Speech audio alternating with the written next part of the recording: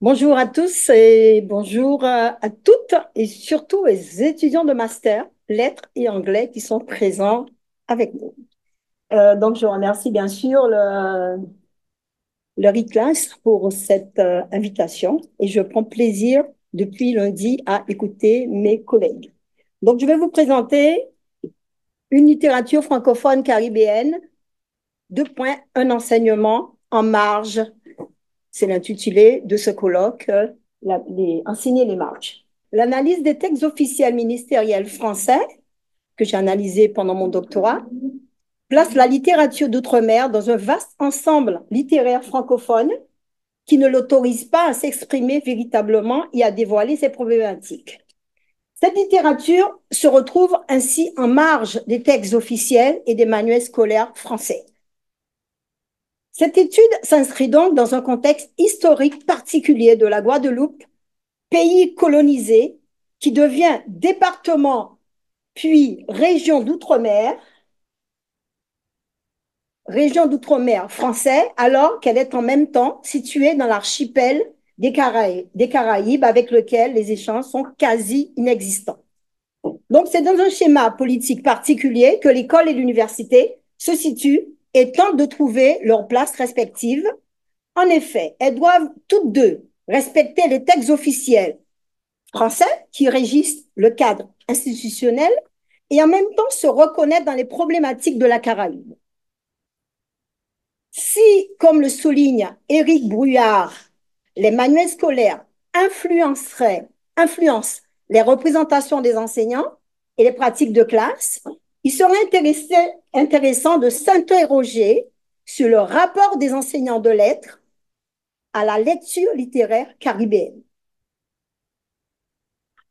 Après avoir vu les cadres théoriques et méthodologiques, nous traitons dans un premier temps du rapport complexe de la littérature caribéenne avec le centre, entre guillemets, à travers les prescrits, avant d'aborder le rapport des enseignants de lettres au texte littéraire caribéen, un texte de détournement et de contour, un rapport identitaire complexe. Le cadre théorique utilisé pour cette étude analyse en premier lieu le rapport à la lecture littéraire. De nombreux chercheurs en didactique de la littérature se sont interrogés sur les représentations et pratiques déclarées des enseignants concernant le rapport à la lecture littéraire.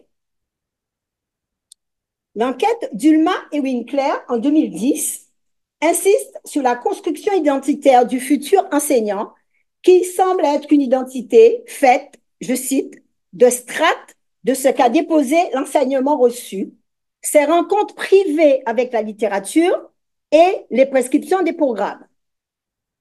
Emery Bruno, en 2010, met en exergue plusieurs dimensions dans le rapport à la lecture littéraire qui montrent que le lecteur n'est pas solitaire face au texte littéraire et il est pris dans un système de corrélations qui sont parfois indépendantes de lui. De même, en 2018, une équipe de chercheurs québécois, coordonnée par Marie-Christine Baudry, insiste sur l'influence de l'expérience universitaire du futur enseignant sur leur choix didactique. Nous constatons dans ces définitions, dans les définitions de ces études antérieures, que l'histoire collective de l'enseignant est peu prise en compte. Dans cette recherche, nous restons persuadés que l'enseignant, en fonction du contexte historique et social de son pays, aurait un rapport différent à la lecture littéraire.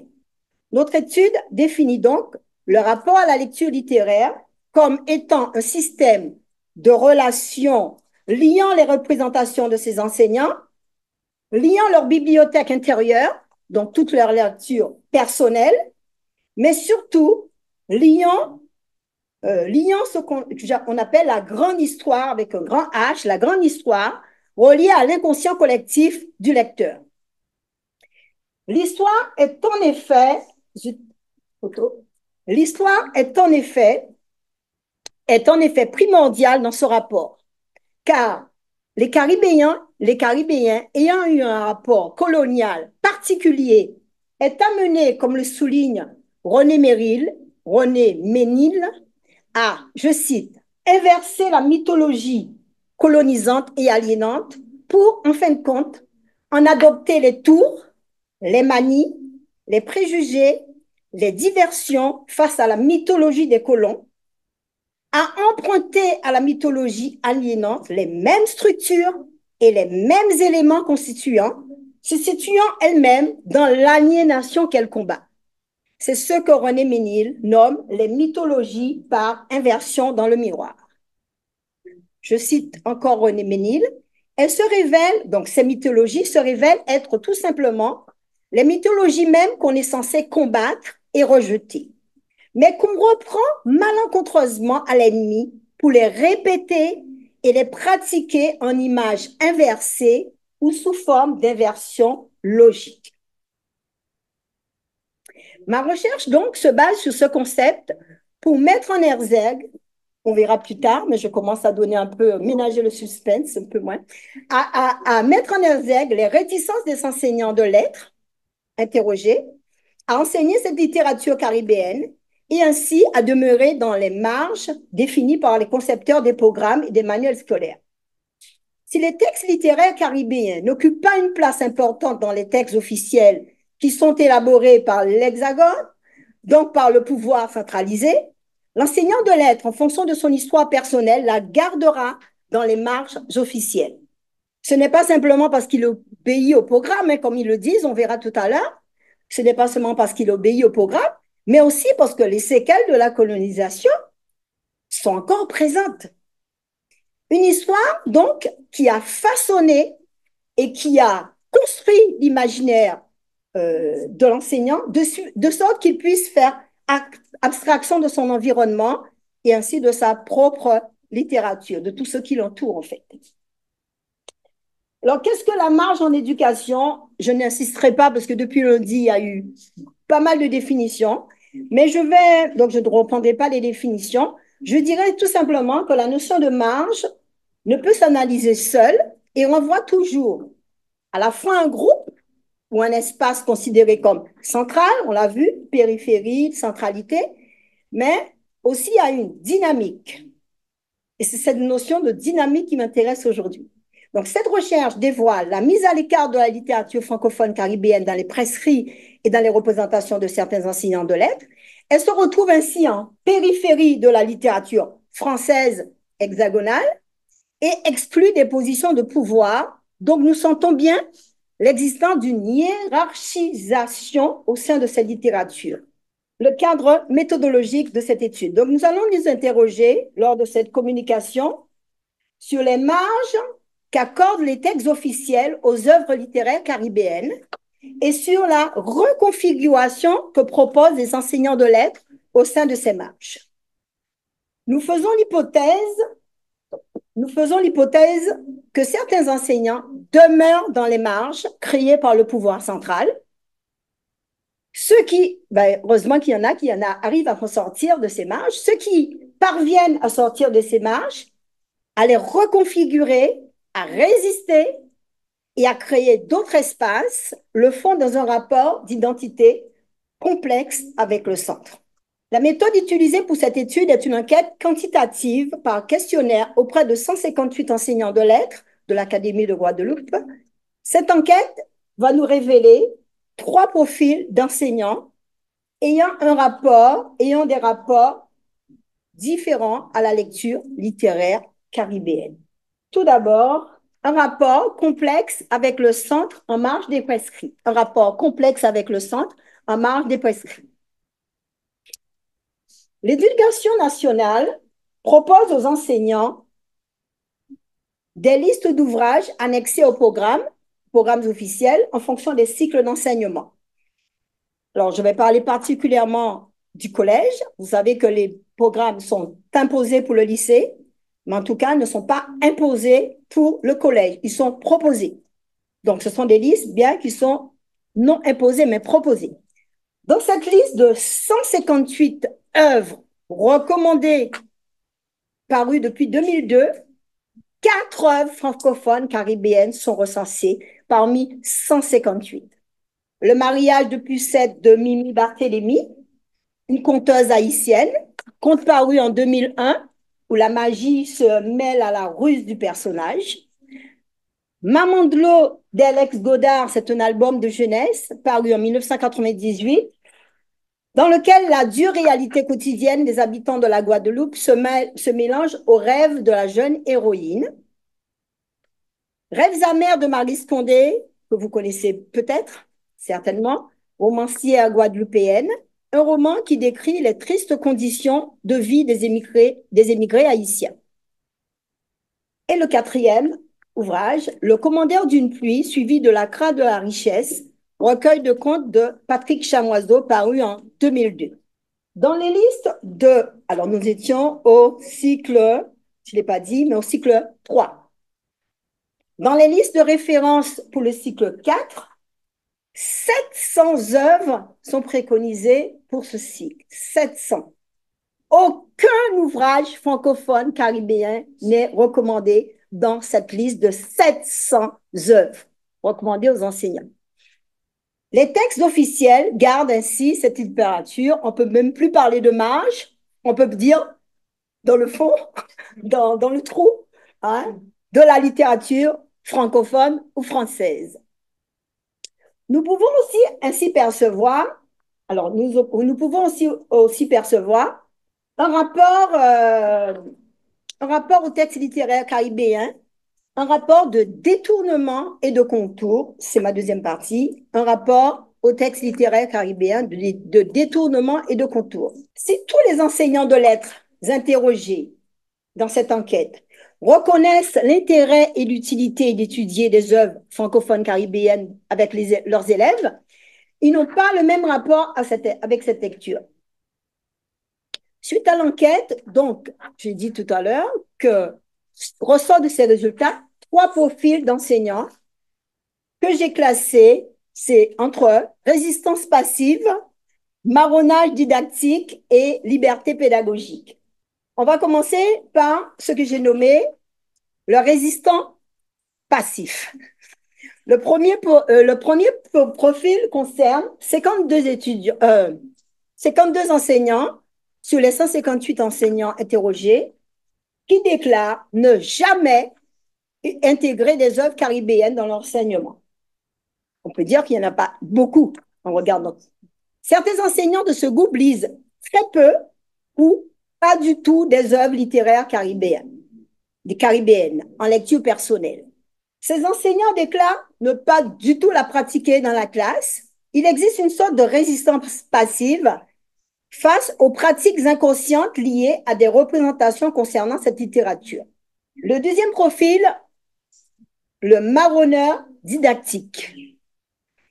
De 29 enseignants, alors ce deuxième profil dévoile l'importance des œuvres caribéennes au sein des pratiques. Ces enseignants ne participent pas toujours à l'intégration des œuvres caribéennes dans leur classe, mais ils parviennent tout de même à citer, parce que dans l'enquête, je demandais aux enseignants de citer des auteurs caribéens accompagnés de leurs œuvres. Ces enseignants parviennent à citer 1 à 2 œuvres sur les 5 demandées et attendent eux aussi l'accord explicite des textes officiels de l'éducation nationale. Néanmoins, contrairement aux enseignants du premier profil qui ne pratiquaient pas du tout, ceux-ci tentent de le faire et citent un titre lié aux enjeux littéraires imposés par les programmes. Ils semblent être dans un marronnage didactique en n'assumant pas leur choix au grand jour. Ils distillent quelques textes de temps en temps pour ne pas s'éloigner des programmes officiels, mais et être en même temps en cohérence avec leur patrimoine culturel, identitaire et littéraire. Le troisième profil,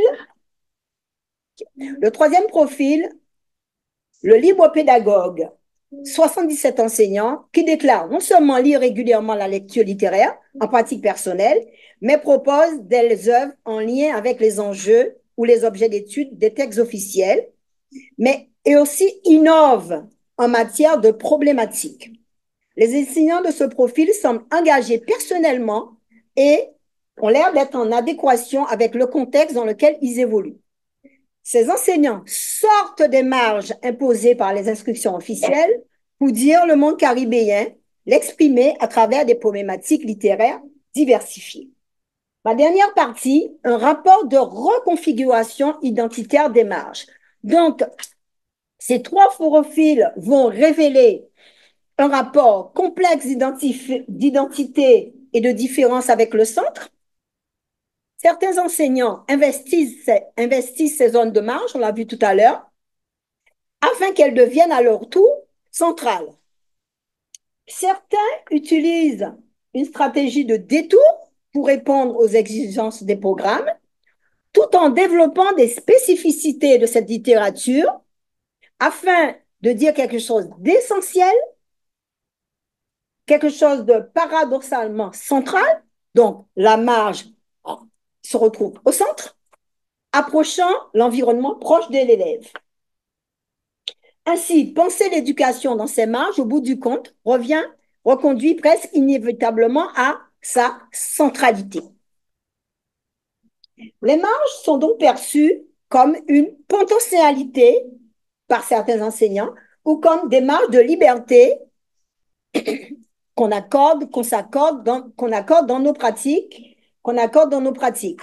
Comme le souligne Larcher, la marge peut être considérée comme un espace privilégié de reconfiguration des frontières disciplinaires, reconfiguration des pratiques de recherche et des processus de légitimation des savoirs.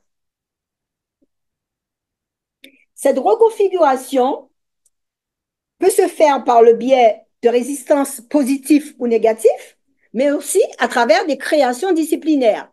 C'est ainsi que Victoré Martinez avance l'idée de marge créatrice. Ce serait intéressant de valoriser ces marges créatrices pour aller vers la relation des œuvres littéraires, quelle que soit leur spécificité, littéraire, géographique, culturelle, historique, etc. Les corpus d'œuvres d'outre-mer devraient être mis en interrelation avec les corpus que l'on retrouve habituellement dans les manuels scolaires français. Pourquoi ne pas se faire côtoyer des corpus d'Alex Gauvin, réunionnais, de Patrick Chamoiseau, martiniquais, de Gisèle Pinault, guadeloupéen, d'Honoré de Balzac, français, que j'aime bien, et d'Ananta Devi, mauricienne. Ma conclusion, ne faudrait-il pas songer donc à un modèle qui rendrait compte de la diversité de la littérature française dans les prescrits et les manuels scolaires? Ne faudrait-il pas réfléchir à un modèle qui autoriserait la littérature d'outre-mer à s'exprimer au même titre que toute littérature? Ne faudrait-il pas penser à une littérature en relationnel, référence à notre cher Édouard Glissant, une littérature en relationnel, en réseau, au sein d'une mondialité des textes littéraires, encore glissant, mais qui garderait toute sa spécificité. Un peu de lecture. Il faut que les étudiants écoutent ma littérature, la littérature caribéenne. Julien se tourna vivement et frappé du regard si rempli de grâce de Madame de Rênal, il oublia une partie de sa timidité. Bientôt, étonné de sa beauté, il oublia tout, même ce qu'il venait de faire. Quel auteur? Stendhal? Quel titre? Le rouge et le noir. Bravo. On va voir la suite maintenant. Alors, c'est un classique de la rencontre amoureuse que nous connaissons pratiquement tous. Le regard se retient et tout devient simple quand il descend de sa bête, s'assoit sur le bord de la rivière et lui offre son sourire comme une caresse sur la peau qui lui brûle tout à coup. Les paroles viendront plus tard. Ils n'en ont pas vraiment besoin. Leur vie vient de prendre sens. Suspense? Non, mais là, il y a un biais méthodologique, je suis pas d'accord. D'un côté, on a Julien et Madame de Rênal. Oui, mais ça n'aurait rien changé. Ah, Bon, c'est normal que vous ne connaissiez pas. Normal, entre guillemets, parce que c'est une littérature qui est en marge de l'autre littérature. Troisième extrait. Jetant bas le paquet et regarda le jeune homme et dit, surprise, au bord des larmes. Je suis une jeune fille qui s'en va chercher de l'herbe en forêt. Et voilà que je ramasse des insultes. Ayant dit, la jeune fille éclata de rire et détala dans l'ombre. Ce fut juste à cet instant que Jérémie bascula dans la plus belle des nasses qu'il ait jamais vue. Toujours pas, c'est normal, entre guillemets. Donc, le premier texte que vous avez reconnu, Le Rouge et le Noir. Le deuxième, Chantal Spitz, Tahitienne. Et le troisième, Simone Schwarzbart. Plus avant, c'était Mes Miracles. Je pense que ceux qui sont à distance en Guadeloupe ont dû, mon collègue Gabriel a dû reconnaître. Je continue. Non, il faut conclure. Non, non, j'ai une minute, j'ai déjà conclu. Non, non, j'ai une minute. Leurs lèvres se touchèrent. Ben, voilà un bon extrait, je ne peux pas ne pas le lire. Leurs lèvres se touchèrent. Mon nègre, soupira-t-elle. Elle ferma les yeux et la renversa. Elle était étendue sur la terre et la rumeur profonde de l'eau charriait en elle une voix qui était le tumulte de son sang. Personne ne reconnaît. Gouverneur de la Rosée, Jacques Roumain. Aujourd'hui encore, je la sens, cette trace première qui m'a marquée jusqu'au creux de mon ventre. Je regardais en silence le garçon qui se tenait devant moi et tout ce que je sentais, c'était cette goutte de sel qui me caressait l'oreille. La mâchoire, le cou, la peau tendue entre les seins pour mourir dans mon nombril. Le dernier, j'ai besoin d'espace. Je me suis enfin reconstituée. Je peux embrasser le monde. Je suis dans la vie tout entière. Je suis le chiffre 3, l'harmonie après la bataille du 2. Je suis moi et les autres. Je suis l'arbre, le vent, l'eau de la Seine. Je suis l'homme, la femme, l'enfant. Je suis le noir. Je suis le blanc. L'amour est partout quand on s'unit avec tout ce qui vit. On n'est plus jamais seul. Auteur réunionnais que vous connaissez? Oui? Non, pas Axel Gauvin, mais tu trouches. Alors, le premier, gouverneur de la Rosée, Natacha Panam Moubican, mauricienne, et le dernier, Marido. Une dernière phrase, j'ai terminé. Dire le monde littéraire à travers... Dire le monde, je suis une résistante. Dire le monde littéraire à travers le regard de la littérature d'outre-mer, tel est mon rêve. Je vous remercie de votre attentive écoute. Bon. Merci beaucoup pour ces deux communications. Alors, je vais devoir faire très bref pour la synthèse. Hein. Je trouve que un de leurs intérêts est de nous réinterroger en fait hein, sur le rôle de la littérature qui a trait à la fois à notre affect. Hein. C'est pas simplement l'art du langage comme logos qui s'intéresse à notre logique, mais qui touche directement sur le clavier de nos sens. Hein, qu'on passe des émotions, des sensations aux émotions et voilà, ça peut être le pathos, ça peut être voilà, l'amour, le lyrisme, etc. Et qui nous permet aussi de réinterroger les hiérarchies entre les littératures.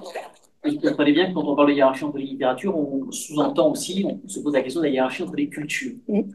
Et il est nécessaire, évidemment, de réinterroger hein, ces hiérarchies établies, présupposées entre les cultures. Et effectivement, même si je pense qu'il est plus facile de reconnaître un texte quand on donne le nom de deux des personnages les plus oui, on est d'accord. emblématiques du texte quand on les a pas. Mais c'est vrai que on a eu là de magnifiques extraits sur la rencontre amoureuse, sans qu'on puisse les discriminer par des valeurs littéraires, stylistiques intrinsèques. Très clairement, la hiérarchie est imposée par des hiérarchies préexistantes culturelles présupposées. Merci beaucoup. Collègues. Je vous donne la parole pour vos questions que j'attends nombreuses sur ces... Oui, je vous invite à nouveau, pardon. Je vous invite à prendre la parole et à...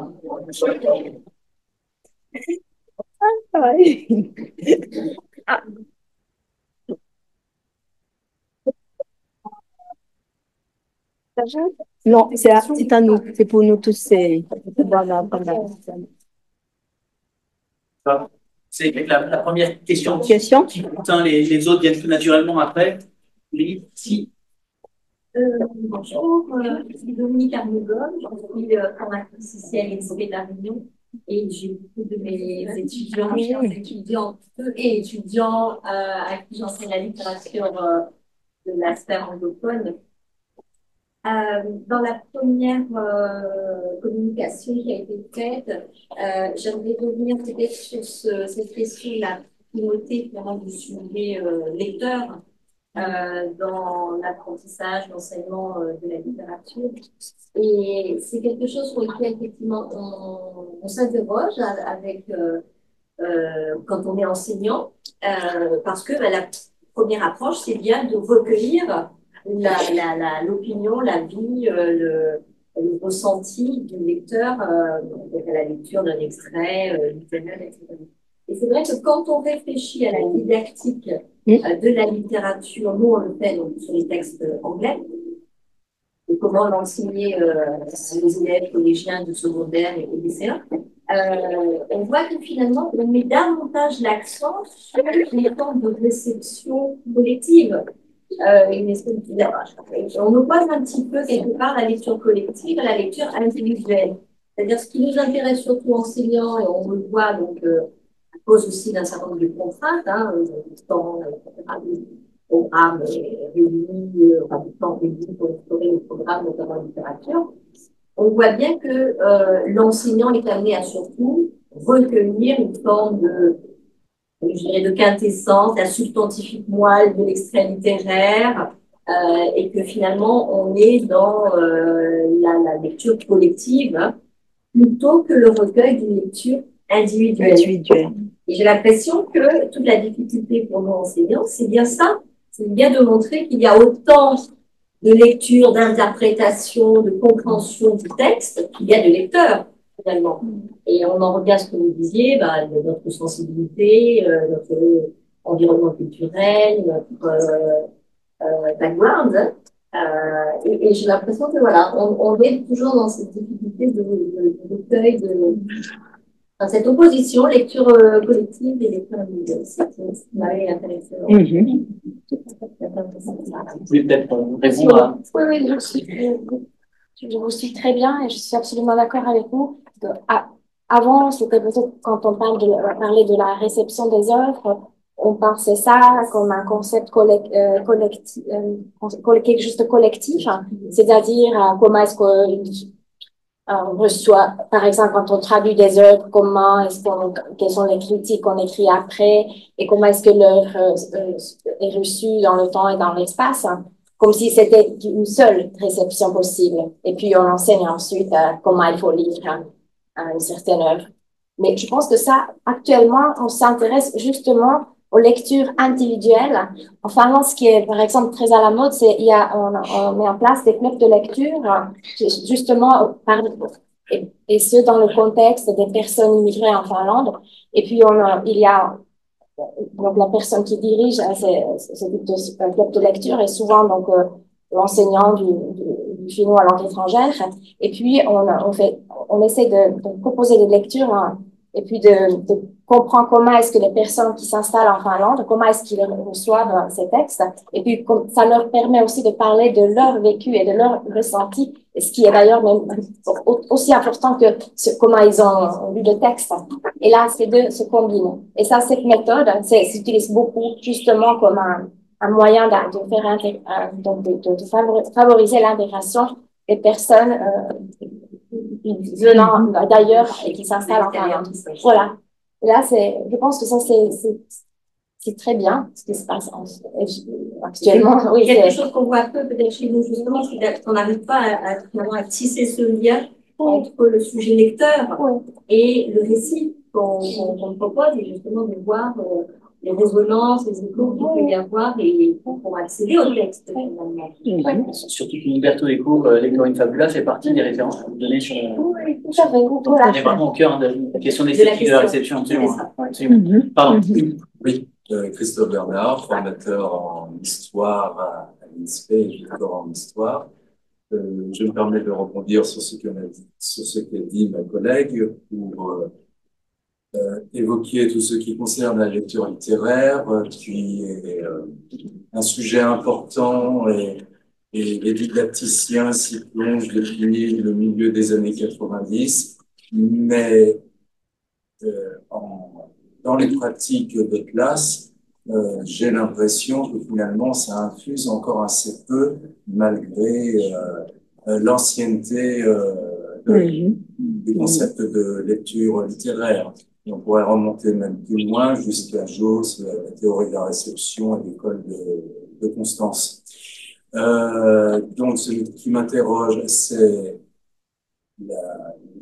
la disharmonie qu'il y a entre, d'une part, des recherches anciennes, importantes chez les didacticiens de la littérature, de la lecture littéraire, et donc de l'exploration du sujet lecteur, et finalement, dans les classes, une pratique qui est quand même assez faible, qui est peut-être un peu plus importante au collège, mais qui a tendance à disparaître au lycée, d'autant plus que, me semble-t-il, on étudie des classiques et que le classique, l'auteur dit classique, Racine, Corneille étant considérés comme des auteurs patrimoniaux, il ne faut pas y toucher, il ne faut pas interroger les réactions des personnages, il ne faut pas interroger l'identification que l'élève pourrait avoir vis-à-vis d'un personnage, évaluer, apprécier les réactions de tel et tel personnage. Oui. Et c'est bien dommageable. Donc voilà, le point que je voulais mettre en avant, c'est ce hiatus qu'il y a entre la recherche, les didacticiens d'un côté, cette recherche qui avance, et de l'autre côté, des pratiques qui demeurent très fermées, d'autant plus qu'il y a ce phénomène de patrimonialisation qui fait que certaines œuvres sont considérées comme intouchables. Intouchables, tout à fait, oui. Et ça rejoint un petit peu ce que l'autre intervenant, Madame Hugo, concernant les marges. Vous avez exposé tout à l'heure des rencontres amoureuses et il y avait le rouge et le noir. Et peut-être que le concept de patrimoine, ou œuvre qui appartient au patrimoine, accentue justement ce phénomène de marge, parce que justement, comme il y a des œuvres qui sont considérées comme patrimoniales, elles écrasent toutes les autres, d'autant plus que ces autres littératures sont considérées comme étant en marge. Donc ça les écrase davantage, malheureusement. D'accord, oui, bien sûr. Alors qu'elles disent la même chose. Elles disent exactement la même chose, différemment, mais la même chose. Donc peut-être qu'il faudrait réinterroger en littérature le rapport au patrimoine, au processus de patrimonialisation des œuvres. Maintenant, à titre personnel, enfin, je sais bien que la question n'est pas du tout adressée par le détournement, il n'y a pas qui fait des détournements. La recherche est intéressante, mais je ne suis pas sûr que les vagues et les modes se succèdent et s'abolissent les unes les autres. La politique du lecteur, l'esthétique de la réception est essentielle, mais je pense qu'elle n'enterre pas complètement non plus la politique du texte, qui est aussi régie par un code interne, qui s'analyse aussi avec des outils stylistiques. Et voilà, que ces approches se complètent, c'est pas possible, qu'elles s'abolissent, j'en suis pas certain.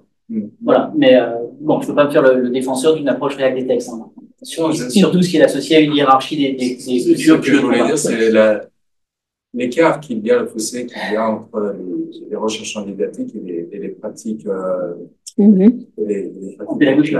Oui. Encore, je crois que dans les pratiques des enseignements de lettres, de plus en plus, la place est faite au sujet lecteur, à la subjectivité, à la bovarisation, au quichotisme, voilà, qui sont des outils qui sont utilisés par les... Ce qui me permet avec toujours la même difficulté, c'est-à-dire que dans un premier temps, on accueille les réactions des élèves de manière collective, et puis il y a cette difficulté ensuite de passer des droits du lecteur aux droits du texte. Et ça se traduit souvent dans la pratique par rideau de fer. Bon, maintenant, on a parlé de vos réactions. C'était collectif. C'était pour vous motiver. C'est pas ce qu'on leur dit, mais c'est ce qu'on voit. Et maintenant, on passe aux choses sérieuses. On va sur le texte en tant qu'ensemble de signes, ensemble clos de signes qu'il va falloir déchiffrer, entrer dans la signification. Voilà. Et l'articulation reste encore difficile. Et assez immuable. Et assez immuable. Parce qu'il y a les enjeux d'examen. Tout à Qui fait. verrouillent tout. C'est pas faux. J'avais une question. Est-ce que, oui, J'avais juste une question pour mes collègues.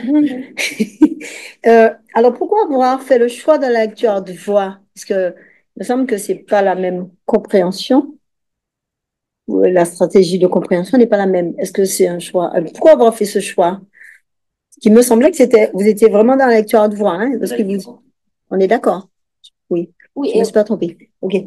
alors, oui, on voulait aussi, donc c'est une étude qui est en cours, hein, qui n'est pas, D'accord. on n'a pas, on va continuer, mais Mhm. on a également, les étudiants ont donc répondu à un questionnaire portant sur le contenu de l'extrait qu'ils ont lu à voix haute, mais en même temps, ils l'ont lu avant de le lire Silencieusement. à voix haute, ils l'ont lu silencieusement. Voilà, donc il y a ces deux lectures. OK. Et on voulait aussi comprendre si parce qu'on avait choisi un extrait qui était qui suscite des sentiments, des émotions chez le lecteur, hein, Ok. qui avait censé le faire. Donc et puis on voulait voir si lire un texte émotionnel comme ça, si ça leur permet de prononcer mieux le français. Et si ça Ah se, oui. voilà, En c'est ça. fleur. C'est la proposition. OK. Il était sur le fleur en plus. Ouais, c'est ça. Effectivement. Oui, Merci. oui, le Merci. fleu. c'est vrai aussi pour Oui. repérer l'expressivité d'une émotion. Ouais. Ça peut être Tout à fait. Mhm. Donc faire lire des textes littéraires, Oui. c'est vraiment c'est un support d'apprentissage, surtout pour C'est les pas la apprenants compréhension. finophones, pour qui la prononciation du français n'est pas extrêmement difficile. Est-ce Tout à qu'ils ont fait. été alertés en amont sur le statut journalistique du premier texte et littéraire du deuxième? Oui, Oui. c'est pas quelque chose qu'ils ont dû à déduire de Non, la non, lecture, non, d'accord. non. Ça leur a D'accord. été donné comme OK, merci. Très bon. Bon, il faut absolument que vous empruntiez de la parole parce que vous savez qu'on est des professionnels du détournement et qu'on va vous complètement vous empêcher de parler. Donc vraiment manifestez-vous, posez vos questions. Elles nous intéressent directement. J'avais juste une remarque à faire. Merci beaucoup. C'était est-ce qu'il serait possible de faire le travail que vous avez fait en comparant justement les textes dits patrimoniaux avec des textes issus des espaces en marge. Oui, Oui. tout à fait. Voilà. Parce que pour mesurer, comment dire, l'interaction. Parce que par exemple, nous, avec mon collègue en histoire qui va confirmer, on a des adaptations qui sont imposées totalement normales en situation d'outre-mer. Ce qui n'est pas le cas en français apparemment. Vous n'avez pas d'adaptation des programmes en français. Non.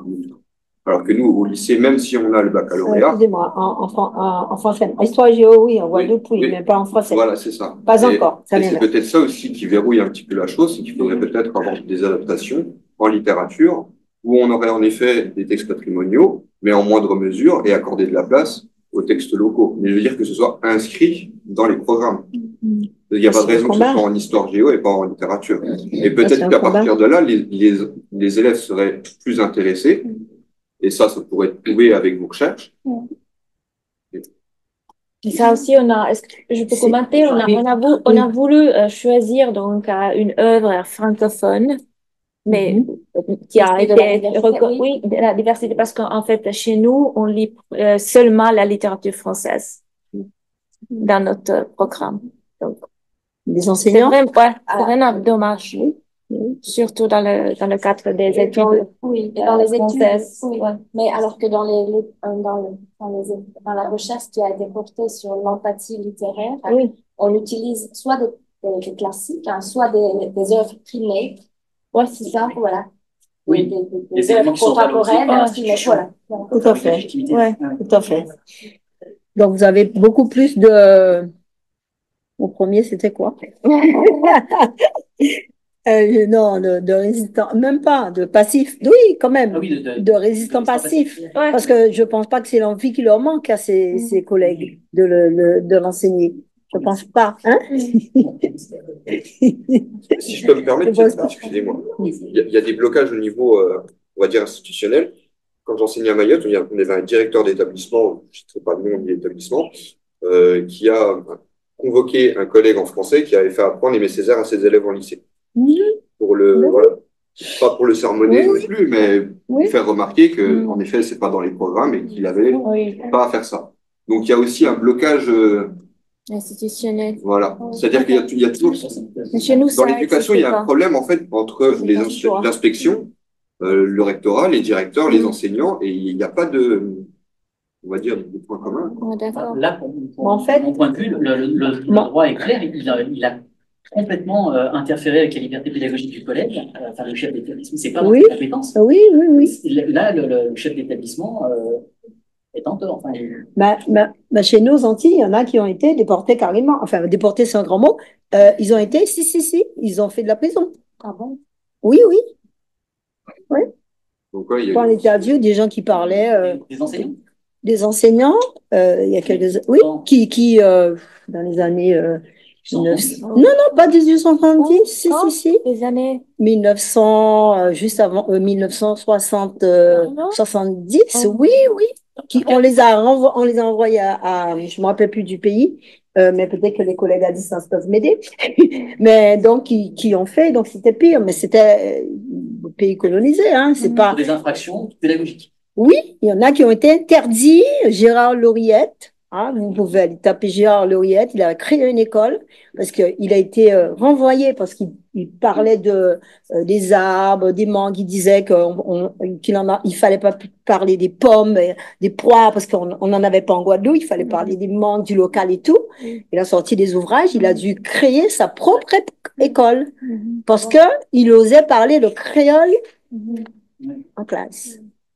Donc, justement, ça soulève un questionnement et je ne sais pas forcément comment formuler la question. oui. Est-ce qu'il y a une corrélation entre les utilisateurs des créoles, donc là on est dans la zone caribéenne, c'est la même chose pour la Réunion, donc on a notre créole aussi. Tout à fait. Est-ce que ce serait un frein à l'utilisation de ces œuvres-là? Parce que bien sûr, c'est des œuvres francophones écrites en français, mais il y a des termes créoles qui peuvent émerger dans les œuvres. Est-ce que ce serait un frein? Est-ce que ce serait une peur aussi de ne pas savoir traduire ou transposer les termes créoles en français?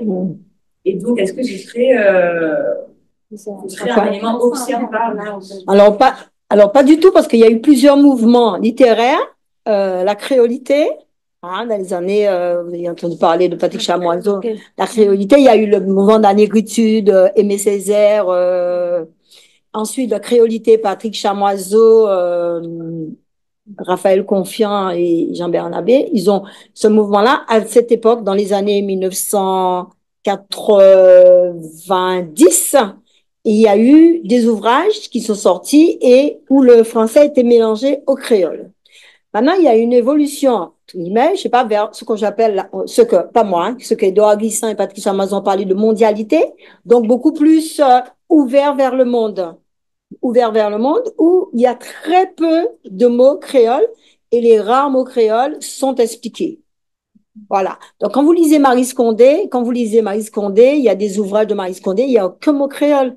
Vous pouvez, si on vous dit pas que c'est une Guadeloupéenne ou une Antillaise, vous ne savez pas. Pas du tout. Ce n'est pas du tout un frein. Non.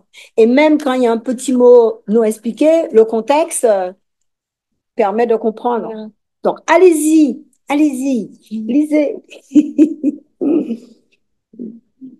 Présentez-vous. Donc, présenter. Mais oui, bien sûr. Mais si, elle a dit master. Du coup, je m'appelle Lorna, je suis en master 2 lettres, du coup. Et mes questions sont dans le cadre de mon mémoire, du coup. Très bien, vas-y.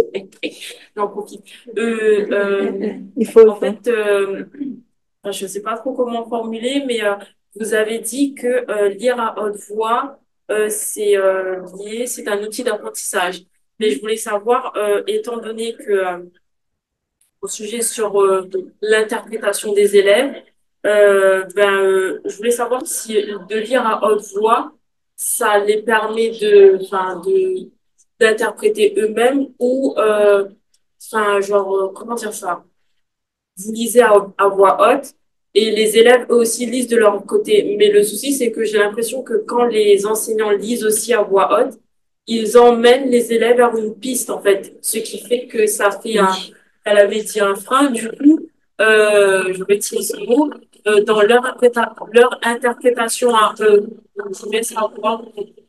Ça oriente leur interprétation. La lecture magistrale oriente l'interprétation de l'élève. Tout à fait. L'enseignant, oui, ça oriente. Là, et ça, c'est une différence de ce qu'on a fait nous. Oui, parce que nous, on n'a pas lu aux informateurs. Ils n'ont pas eu de modèle. Oui, pas de modèle. On ne leur a pas expliqué comment, on ne leur a pas Donner le texte à voir. donner des pistes. Rien. Pour répondre à ta question, pour ton mémoire, oui, comme dit le collègue, ça influence fortement la lecture. C'est ça. Donc, dans leur recherche, ils ont fait le choix de ne pas lire. Voilà, parce que ça influencerait. Mais ce qu'il faut noter, je parle de ton mémoire, c'est que la lecture à haute voix, justement, permet et vous avez bien parlé de l'expressivité et tout, et d'interpréter différemment. On parlait du collectif, de l'individuel, c'est à ce moment-là. Donc, chaque étudiant ou élève va interpréter en fonction de ce qu'il lit et de son passé, de son histoire, de son... plein de choses, quoi. Voir Umberto. Ça. Et puis, la consigne qu'on leur avait donnée disait que lisez le texte à voix haute comme vous le sentez. Justement, on a réfléchi à la consigne, comment est-ce parce qu'on ne leur a pas dit de lire le texte de manière extrêmement expressive. On n'a pas, parce qu'on ne voulait pas. C'était eux qui ont décidé comment ils voulaient. La consigne était générale.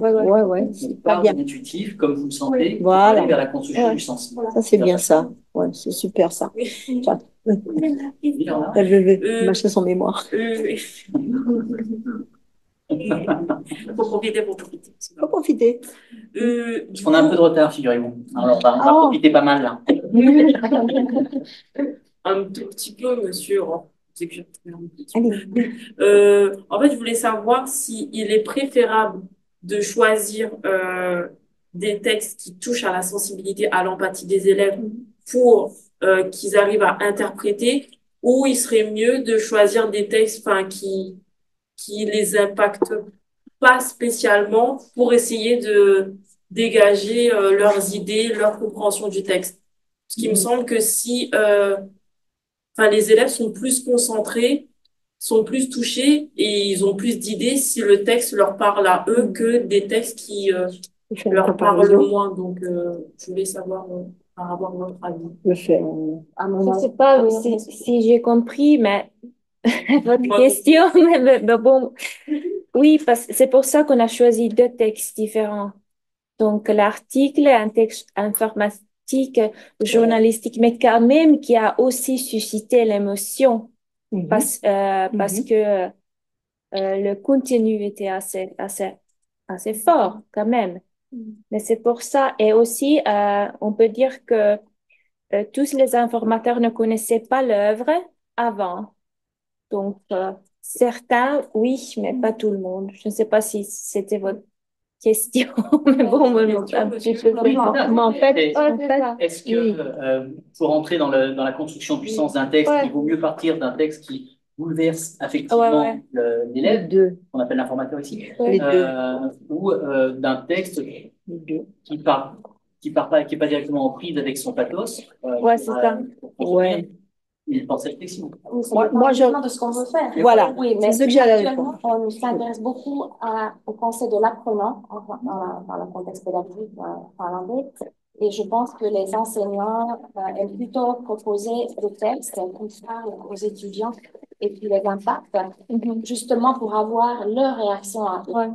Parce que là, je pense que l'accent est mis sur l'apprentissage et non pas tellement sur l'enseignement. Comment est-ce qu'on enseigne? Là, ça c'est un peu du passé. On est plutôt dans l'apprentissage. Et puis, chaque apprenant, on comprend que chaque apprenant apprend un peu différemment. Donc, en Finlande, je pense qu'on est allé assez loin dans ce sens-là. Mais juste, les enseignants finlandais sont assez libres aussi de choisir des textes qu'ils veulent proposer à leur ça dépend.